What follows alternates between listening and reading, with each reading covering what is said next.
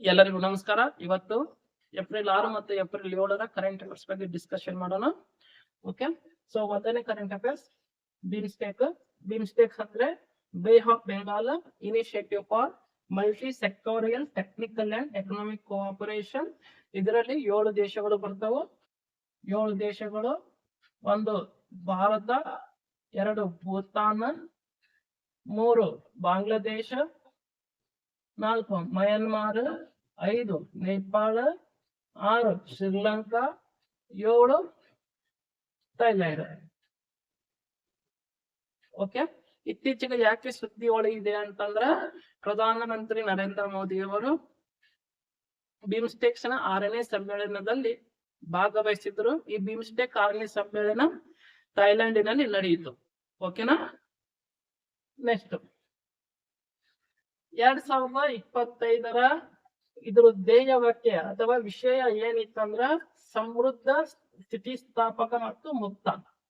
Okay, ಈ ಪ್ರಾದೇಶಿಕ ಸಹಕಾರವನ್ನು ಬಲಪಡಿಸುವುದು ಮತ್ತು ಪ್ರಮುಖ ಸವಾಲುಗಳನ್ನು ಎದುರಿಸುವುದು ಮೂಲಕ ಕೇಂದ್ರ ತರಿಸಿದೆ. ಇದು ಯಾವ್ದ್ರಲ್ಲಿ? ಬಿಮ್ಸ್ಟೆಕ್. ಹೌದಾ? 2025ರ ಬಿಮ್ಸ್ಟೆಕ್ ನ ಥೀಮ್ ಏನಂತಂದ್ರ ಸಮೃದ್ಧ, ಸ್ಥಿತಿಸ್ಥಾಪಕ ಮತ್ತು ಮುಕ್ತ ಪ್ರಾದೇಶಿಕ ಸಹಕಾರವನ್ನು ಬಲಪಡಿಸುವುದು ಮತ್ತು ಸವಾಲುಗಳನ್ನು ಎದುರಿಸುವುದರ ಮೂಲಕ ಮೇಲೆ ಕೇಂದ್ರ ಕರೆಸಿದೆ. ಓಕೆ, ನೆಕ್ಸ್ಟ್ ಈ 2025ರ ಬಿಮ್ಸ್ಟೆಕ್ ನಲ್ಲಿ ಭಾರತ ಒಂದು ಬೋಧಿ ಕಾರ್ಯಕ್ರಮ ಅಂತೇಳಿ ಒಂದು ಲಾಂಚ್ ಮಾಡಿತ್ತು. ಏನ್ರಿದು? ಬೋಧಿ ಕಾರ್ಯಕ್ರಮ. ಈ ಬೋಧಿ ಕಾರ್ಯಕ್ರಮ ಅಂತಂದ್ರೆ ಬಿಮ್ಸ್ಟೆಕ್ ನ ರಾಷ್ಟ್ರಾದ್ಯಂತ ವಿವಿಧ ವೃತ್ತಿಪರರಿಗೆ ಕೌಶಲ್ಯ ಅಭಿವೃದ್ಧಿ, ತರಬೇತಿ ಮತ್ತು ವಿದ್ಯಾರ್ಥಿ ವೇತನಗಳನ್ನು ಸಾಮರ್ಥ್ಯ ವೃದ್ಧಿಗಾಗಿ ಬೋಧಿ ಕಾರ್ಯಕ್ರಮವನ್ನ ಪರಿಚಯ ಮಾಡಿತು. ಯಾರು ಪರಿಚಯ ಮಾಡ್ತು ಅಂತಂದ್ರೆ Bharat.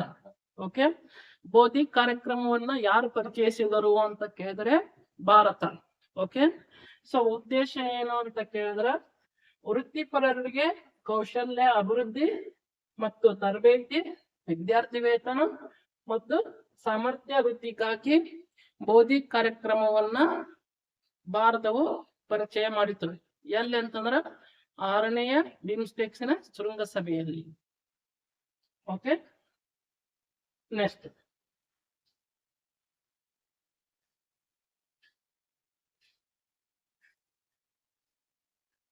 So current affairs number 2. ಬುಡಕಟ್ಟು ಶಿಕ್ಷಣಕ್ಕಾಗಿ 728 ಏಕಲವ್ಯ ಮಾದರಿ ವಸತಿ ಶಾಲೆಗಳನ್ನ ಭಾರತ ಸರ್ಕಾರ ಸ್ಥಾಪಿಸಲು ನಿರ್ಧಾರ ಮಾಡಿದೆ. ಎಷ್ಟು? 728. ಹೌದಾ? ಈಗ ನೋಡಿ, ಈ ಏಕಲವ್ಯ ಮಾದರಿ ವಸತಿ ಶಾಲೆಗಳು ಇಂಗ್ಲಿಷ್ ಒಳಗೆ ಏಕಲವ್ಯ ಮಾಡೆಲ್ ರೆಸಿಡೆನ್ಶಿಯಲ್ ಸ್ಕೂಲ್ ಅಂತ ಕರಿತೀವಿ.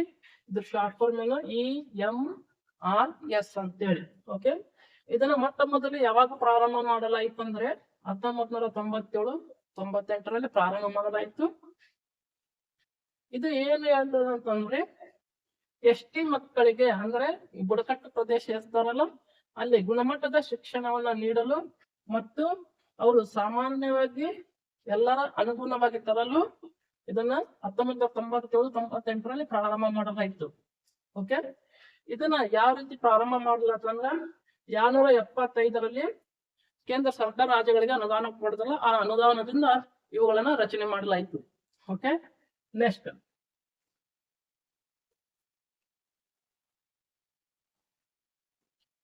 ಸೊ ಏಕಲವ್ಯ ಮಾದರಿ ವಸತಿ ಶಿಕ್ಷಣ ಇದರಲ್ಲಿ ಒಂದ್ ಸ್ವಲ್ಪ ವಿಶೇಷತೆಗಳು ಇದಾವೆ. ಅವು ಏನಂತಂದ್ರ, ಒಂದು, ಇದು 6ನೇ ತರಗತಿಯಿಂದ 12ನೇ ತರಗತಿ ಮಟ್ಟ ಇರ್ತದ. ಇದು ಕೋ ಎಜುಕೇಶನ್ ಇರ್ತದ್ರಿ. ನೆಕ್ಸ್ಟ್ ಇದೇ ಎಕ್ಸಾಕ್ಟ್ಲಿ ಸಿಮಿಲರ್ ನವೋದಯ ವಿಶ್ವವಿದ್ಯಾಲಯಕ್ಕೆ ಸಮನಾಗಿರ್ತದೆ ಇದು. ನೆಕ್ಸ್ಟ್ ಏನ್ ಮಾಡ್ತಾರ? ಕ್ರೀಡೆ, ಕೌಶಲ್ಯ ಅಭಿವೃದ್ಧಿಯಲ್ಲಿ ತರಬೇತಿ ನೀಡ್ತಾರ. ಅದ್ರ ಜೊತೆ ಕಲೆ ಮತ್ತು ಸಂಸ್ಕೃತಿಯನ್ನು ಸಂರಕ್ಷಿಸಲು ವಿಶೇಷ ಸೌಲಭ್ಯಗಳನ್ನು ಹೊಂದಿರ್ತದೆ. ಓಕೆ, ಇದರ ಪ್ರತಿಯೊಂದು ಶಾಲೆಯಲ್ಲಿ ಟೋಟಲ್ 480 ವಿದ್ಯಾರ್ಥಿಗಳ ಸಾಮರ್ಥ್ಯ ಇರುತ್ತದ. ಹುಡುಗರು ಮತ್ತು ಹುಡುಗರಿಗೆ ಸಮಾನ ಸಂಖ್ಯೆಯ ಸೀಟುಗಳನ್ನು ಹೊಂದಿರುತ್ತದೆ. ಓಕೆ, ಅದರ್ ದೆನ್ ನಾನ್ ಟ್ರೈಬಲ್ ಅಂತಂದ್ರೆ ಅವ್ರಿಗೆ 10% ಪ್ರವೇಶ ಪಡಿಬಹುದು. ಓಕೆ, ಇದರಲ್ಲಿ ಈ ಶಾಲೆಗಳಲ್ಲಿ CBSE ಪಠ್ಯಕ್ರಮ ಬೋಧನೆ ಮಾಡಲಾಗುತ್ತೆ ಮತ್ತು ಶಿಕ್ಷಣ ಸಂಪೂರ್ಣವಾಗಿ ಉಚಿತ ಇರ್ತದೆ. ಓಕೆ, ಇದು ಯಾವ ಸಚಿವಾಲಯದ ಅಧೀನದಲ್ಲಿ ಬರ್ತೈತಂದ್ರೆ ಬುಡಕಟ್ಟು ವ್ಯವಹಾರಗಳ ಸಚಿವಾಲಯದ ಅಧೀನದಲ್ಲಿ ಬರುತ್ತದೆ. ಓಕೆ, ನೆಕ್ಸ್ಟ್ ಮತ್ತು ರಾಷ್ಟ್ರೀಯ ಬುಡಕಟ್ಟು ವಿದ್ಯಾರ್ಥಿಗಳ ಶಿಕ್ಷಣ ಸಂಘ ಅಥವಾ national education society for tribal students ಅನ್ನು ಇದರಲ್ಲಿ ಸ್ಥಾಪನೆ ಮಾಡಲಾಗಿದೆ. ಓಕೆ, ಇದು ಟೋಟಲ್ ಇದನ್ನೇ ನೋಡೋದು. ನೆಕ್ಸ್ಟ್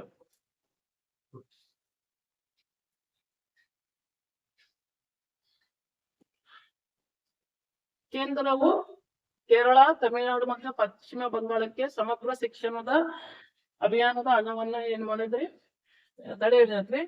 ಹೌದಾ, ಈ ಸಮಗ್ರ ಶಿಕ್ಷಾ ಅಭಿಯಾನ ಓಕೆ ಈ ಶಿಕ್ಷಣ ಸಚಿವಾಲಯ ಅಧೀನದಲ್ಲಿ ಬರ್ತದ. ಉದ್ದೇಶ ಅಂತಂದ್ರ ಮೂಲ ಸೌಕರ್ಯ, ಸ್ಕೂಲ್ಗಳಿಗೆ ಮೂಲ ಸೌಕರ್ಯಗಳನ್ನ ಕೊಡೋದು. ನೆಕ್ಸ್ಟ್ ಶಿಕ್ಷಕರ ತರಬೇತಿ ಮತ್ತು ಪಠ್ಯ ಪುಸ್ತಕ ವಿತರಣೆ ಮತ್ತು ವಿದ್ಯಾರ್ಥಿಗಳ ಬೆಂಬಲ ಸೇವೆಗಳನ್ನ ಸುಧಾರಿಸುವ ಗುರಿಗಳನ್ನು ಹೊಂದಿರುವ ಒಂದು ಶಾಲಾ ಶಿಕ್ಷಣದ ಒಂದು ಯೋಜನೆ ಆಗಿದೆ. ಓಕೆ, ಇದರ 3 ಯೋಜನೆಗಳು ಬರ್ತವು. ಒಂದೇದು ಸರ್ವ ಶಿಕ್ಷಣ ಅಭಿಯಾನ, 2 ರಾಷ್ಟ್ರೀಯ ಮಾಧ್ಯಮಿಕ ಶಿಕ್ಷಾ ಅಭಿಯಾನ, 3 ಶಿಕ್ಷಕರ ಶಿಕ್ಷಣ. ಸರ್ವ ಶಿಕ್ಷಣ ಅಭಿಯಾನ ಅಂತಂದ್ರೆ ಪ್ರಾಥಮಿಕ ಶಿಕ್ಷಣ, ರಾಷ್ಟ್ರೀಯ ಮಾಧ್ಯಮಿಕ ಶಿಕ್ಷಣ ಅಂತಂದ್ರೆ ಮಾಧ್ಯಮಿಕ ಶಾಲಾ ಶಿಕ್ಷಣ, ಶಿಕ್ಷಕರ ಶಿಕ್ಷಣ ಅಂತಂದ್ರೆ ಶಿಕ್ಷಕರ ತರಬೇತಿ ಮತ್ತು ವೃತ್ತಿಪರ ಅಭಿವೃದ್ಧಿ. ಓಕೆ, ನೆಕ್ಸ್ಟ್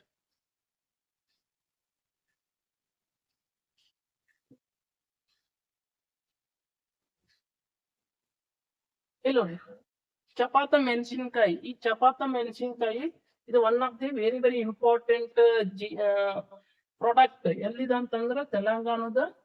ಇತ್ತೀಚೆಗೆ ಏನ್ ಸಿಕ್ಕದ ಅಂತಂದ್ರೆ ಅದಕ್ಕೆ GI ಟ್ಯಾಗ್ ಸಿಕ್ಕದೆ. ಇದು ಚಪಾತಿ ಮೆಣಸಿನಕಾಯಿ ಎಲ್ಲಿ ಬೆಳಿತಾರ ಅಂತಂದ್ರ ವಾರಂಗಲ್, ಅಲ್ಲೇ Warangal. Okay, next okay chapati ಮೆಣಸಿನಕಾಯಿ ಎಲ್ಲಿ ಬೆಳೀತಾರ ಅಂತ ಕೇಳಿದ್ರೆ ಅಲ್ರಿ ವಾರಂಗಲ್ನಾಗ ಬೆಳೀತಾರೆ. ಓಕೆ, ಇತ್ತೀಚೆಗೆ ಏನ್ ಸಿಕ್ಕದ ಅಂತ ಕೇಳಿದ್ರೆ ಅದಕ್ಕೆ GI ಟ್ಯಾಗ್ ಸಿಕ್ಕದ. ಓಕೆ, ನೆಕ್ಸ್ಟ್ ಬ್ರಿಕ್ಸ್ 11ನೇ ಪರಿಸರ ಸಚಿವರ ಸಭೆಯಲ್ಲಿ ಹವಾಮಾನದ ಸಹಕಾರವನ್ನು ಹೆಚ್ಚಿಸಲು ಇದಕ್ಕೆ $1.3 ಟ್ರಿಲಿಯನ್ ಸಂಗ್ರಹಿಸಲು ಭಾರತ ಬ್ರಿಕ್ಸ್ಗೆ ಕರೆಯನ್ನ ನೀಡಿದೆ. ಓಕೆ, ಸೊ ಈ 11ನೇ ಬ್ರಿಕ್ಸ್ ಪರಿಸರ ಸಚಿವರ ಸಭೆ ಎಲ್ಲಿ ನಡೆಯಕತ್ತೈತಿ ಅಂದ್ರೆ ಬ್ರೆಜಿಲಿಯಾದಲ್ಲಿ ನಡೆಯಕತ್ತೈತ್ರಿ. ಈ ಭಾರತೀಯ ನಿಯೋಗದ ಅಧ್ಯಕ್ಷತೆಯನ್ನ ಯಾರು ವಹಿಸ್ಕೊಂಡಾರ ಅಂತಂದ್ರ ಅಮನ್ದೀಪ್ ಗಾರ್ಗ್ ಅನ್ನ ವಹಿಸ್ಕೊಂಡಿದ್ರು. ನೆನಪಲ್ಲಿ ಯಾರ್ರಿ, ಅಮನ್ದೀಪ್ ಗಾರ್ಗ್. ನೆಕ್ಸ್ಟ್ ಬ್ರಿಕ್ಸ್ ಇದು ಟೋಟಲ್ ಆಗಿ 10 ದೇಶಗಳನ್ನ ಒಳಗೊಂಡಿದೆ. ಯಾವ್ಯಾವ? ಬ್ರೆಜಿಲ್, ರಷ್ಯಾ, ಭಾರತ, ಚೀನಾ ಮತ್ತು ದಕ್ಷಿಣ ಆಫ್ರಿಕಾ. ಇತ್ತೀಚೆಗೆ ಸೇರ್ಪಡೆಗೊಂಡಂತ ದೇಶಗಳು Egypt, Ethiopia, Iran, UAE, Indonesia. Okay, ಈ ಬ್ರಿಕ್ಸ್ ಪ್ರಮುಖ ಉಪಕರಣಗಳು ಯಾವ್ಯಾವು ಅಂತಂದ್ರೆ ಒಂದು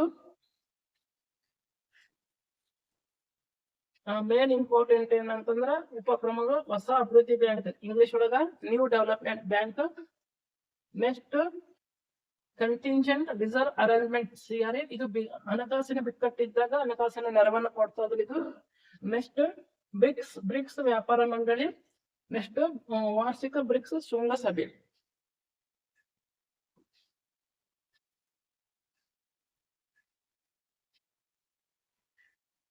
ನೆಕ್ಸ್ಟ್ ಇತ್ತೀಚೆಗೆ ಪಶ್ಚಿಮ ಬಂಗಾಳಕ್ಕೆ 7 ಹೊಸದಾಗಿ GI ಟ್ಯಾಗ್ಗಳನ್ನ ಕೊಡಲಾಗಿದೆ. ಇದರೊಂದಿಗೆ ಪಶ್ಚಿಮ ಬಂಗಾಳದಲ್ಲಿ GI ಟ್ಯಾಗ್ಗಳ ಸಂಖ್ಯೆ ಎಷ್ಟಾಯ್ತು? 35 ಆಯ್ತು. ಓಕೆ, ನೆಕ್ಸ್ಟ್ ಈ GI ಟ್ಯಾಗ್ ಯಾವ ಸಚಿವಾಲಯದ ಅಧೀನದಲ್ಲಿ ಬರ್ತದೆ ಅಂದ್ರೆ ವಾಣಿಜ್ಯ ಮತ್ತು ಕೈಗಾರಿಕಾ ಸಚಿವಾಲಯದ ಅಡಿಯಲ್ಲಿ ಬರ್ತದ. ಯಾವ ಇಲಾಖೆ ಅಂತ ಕೇಳಿದ್ರೆ ಕೈಗಾರಿಕೆ ಮತ್ತು ಆಂತರಿಕ ವ್ಯಾಪಾರ ಉತ್ತೇಜನ ಇಲಾಖೆ ಅಂತೇಳಿ DPIIT. ಓಕೆ, ನೆಕ್ಸ್ಟ್ ಇತ್ತೀಚೆಗೆ ಏನ್ ಸಿಕ್ಕಿದ್ರಿ, ಪಶ್ಚಿಮ ಬಂಗಾಳಕ್ಕೆ 7 ಉತ್ಪನ್ನಗಳ ಮೇಲೆ GI ಟ್ಯಾಗ್ಗಳನ್ನು ಕೊಡಲಾಗಿದೆ. ಹಂಗಾದ್ರೆ 7 ಮೇನ್ ಇಂಪಾರ್ಟೆಂಟ್ 7 ಹೊಸದಾಗಿ GI ಟೈಪ್ ಪಡೆದಂತಹ ಉತ್ಪನ್ನಗಳು ಯಾವ್ಯಾವು ಅಂತ ಕೇಳಿದ್ರೆ ನೋಲೇನ್ ಗುರು ಸಂದೇಶ್, ನೆಕ್ಸ್ಟ್ ಮುರ್ಷಿದಾಬಾದ್ ಚಾನಾ ಬೋರಾ, ನೆಕ್ಸ್ಟ್ ಬಿಷ್ಣುಪುರ ಮೋತಿಚೂರ್ ಲಡ್ಡು, ಕಮರ್ಪುರ್ ಸದಾ ಬೊಂಡೆ, ಮಾಲ್ಡಾ ನಿಸ್ತಾರಿ ರೇಷ್ಮೆ ನೂಲು, ರಾತು ನಿಪ್ಪಗಲ್ ಅಕ್ಕಿ, ಬುರ್ಹಿಪುರ್ ಪೇರಳ ಹಣ್ಣು. ಓಕೆ, ಟೋಟಲ್ ಆಗಿ 7 ಪದಾರ್ಥಗಳಿಗೆ ಏನ್ ಸಿಕ್ಕಿದೆ, GI ಟ್ಯಾಗ್ ಸಿಕ್ಕಿದೆ. ನೆಕ್ಸ್ಟ್ ಪಶ್ಚಿಮ ಬಂಗಾಳದ ಸ್ವಲ್ಪ ಇನ್ಫಾರ್ಮೇಶನ್ ನೋಡ್ರಿ. ಮೇನ್ ಇಂಪಾರ್ಟೆಂಟ್, ಪಶ್ಚಿಮ ಬಂಗಾಳದ ಮುಖ್ಯಮಂತ್ರಿ ಯಾರು, ಮಮತಾ ಬ್ಯಾನರ್ಜಿ, ರಾಜ್ಯಪಾಲರು CV ಆನಂದ್ ಬೋಸ್, ರಾಜಧಾನಿ ಕಲ್ಕತ್ತಾ. ಓಕೆ, ನೆಕ್ಸ್ಟ್ ಉದ್ಯಾನವನಗಳು, ಸುಂದರ್ಬನ್ ರಾಷ್ಟ್ರೀಯ ಉದ್ಯಾನವನ, ಜಲ್ದಪರ ರಾಷ್ಟ್ರೀಯ ಉದ್ಯಾನವನ, ಬುಕ್ಸಾ ರಾಷ್ಟ್ರೀಯ ಉದ್ಯಾನವನ, ಗೋರ್ಮಾರ್ ರಾಷ್ಟ್ರೀಯ ಉದ್ಯಾನವನ, ನಿಯೋರಾ ವ್ಯಾಲಿ ರಾಷ್ಟ್ರೀಯ ಉದ್ಯಾನವನ. ಓಕೆ, ಸೊ ಇವೆಲ್ಲ ಇದರಲ್ಲಿ ಬರ್ತವು, ವೆಸ್ಟ್ ಬೆಂಗಾಲ್ದಲ್ಲಿ ಬರ್ತವು. ಇದರಲ್ಲಿ ಕಂಡು ಬರುವಂತಹ ವನ್ಯಜೀವಿ ಅಭಯಾರಣ್ಯಗಳು ಸಜ್ನಿ ಕಲಿ ವನ್ಯಜೀವಿ ಅಭಯಾರಣ್ಯ, ವಿಭೂತಿ ಭೂಷಣ ವನ್ಯಜೀವಿ ಅಭಯಾರಣ್ಯ, ನೆಕ್ಸ್ಟ್ ಬೇತ್ವಾದಾರಿ ವನ್ಯಜೀವಿ ಅಭಯಾರಣ್ಯ, ನೆಕ್ಸ್ಟ್ ಬಲ್ಹುಪುರ್ ವನ್ಯಜೀವಿ ಅಭಯಾರಣ್ಯ, ಹಾಲಿಡೇ ಐಲ್ಯಾಂಡ್ ವನ್ಯಜೀವಿ ಅಭಯಾರಣ್ಯ ಇದರಲ್ಲಿ ಕಂಡು ಬರ್ತವೆ. ಓಕೆ, ಲಾಸ್ಟ್ ಬೊಹಾಂಗ್ ಬಿಹು ಅಂತೇಳಿ, ಇದು ಆಸಾಮಿನ ವಸಂತ ಉತ್ಸವ ಅಂತ ಕರೀತಾರ. ಇದು ಸಂಸ್ಕೃತಿ ಮತ್ತು ಸಂಪ್ರದಾಯಗಳನ್ನ ಆಚರಣೆ ಮಾಡ್ತದ್ರಿ. ಇದಕ್ಕೆ ಇನ್ನೊಂದು ಹೆಸರು ಅಂತಂದ್ರೆ ಬೊಹಾಂಗ್ ಬಿಹು, ಇನ್ನೊಂದು ಹೆಸರೇನು ರಂಗೋಲಿ ಬಿಹು ಅಂತ ಕರೀತಾರೆ. ಹೌದಾ, ಇದು ಈ ಬಿಹು ಹಬ್ಬ ಆಸಾಮಿನ ಒಂದು ಹೊಸ ವರ್ಷ ಮತ್ತು ವಸಂತ ಕಾಲದ ಆರಂಭವನ್ನ ಸೂಚನೆ ಕೊಡುತ್ತದೆ. ಓಕೆ, ನೆಕ್ಸ್ಟ್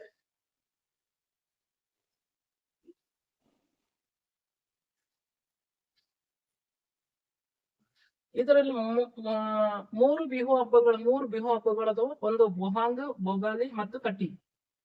ಓಕೆ, ಬೊಹಾಂಗ್ ಅಂತಂದ್ರೆ ಸಂತೋಷ, ಸಮೃದ್ಧಿ ಮತ್ತು ಹೊಸ ಆರಂಭಗಳನ್ನ ಸಂಕೇತ ಮಾಡ್ತದೆ. ಓಕೆ, ಈ ಬಿಹು ಹಬ್ಬಗಳಲ್ಲಿ ಮತ್ತೆ 3 ಟೈಪ್ ಬರ್ತಾವ. ಯಾವ್ಯಾವ ಅಂತಂದ್ರೆ ಇಲ್ಲ ನೋಡಿ. ಮೇನ್ ಗುರು ಬಿಹು, ಇದು ದನಗಳಿಗೆ ಸಮರ್ಪಿಸಲಾಗಿದೆ.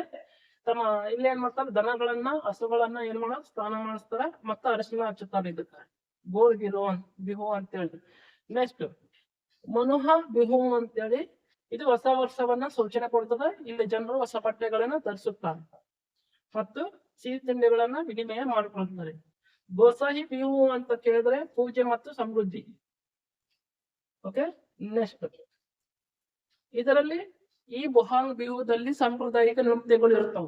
ಓಕೆ, ಈ ಸಂಪ್ರದಾಯ ನೃತ್ಯಗಳು ಯಾವ್ಯಾವು ಅಂತ ಕೇಳಿದ್ರೆ ರತಿ ಬಿಹು, ನೆಕ್ಸ್ಟ್ ಜಂಗ್ ಬಿಹು, ನೆಕ್ಸ್ಟ್ ಉಂಚೇರಿ ಬಿಹು, ನೆಕ್ಸ್ಟ್ ಮುಕೋಲಿ ಬಿಹು ಅಂತೇಳಿ ಟೋಟಲ್ 4 ನೃತ್ಯಗಳು ಬರ್ತವೆ. ಓಕೆ, ಸೊ ಇಲ್ಲಿಗೆ ನಮ್ಮ ಇವತ್ತಿನ ಕರೆಂಟ್ ಅಫೇರ್ ಸೆಷನ್ ಮುಗೀತು. Thank you.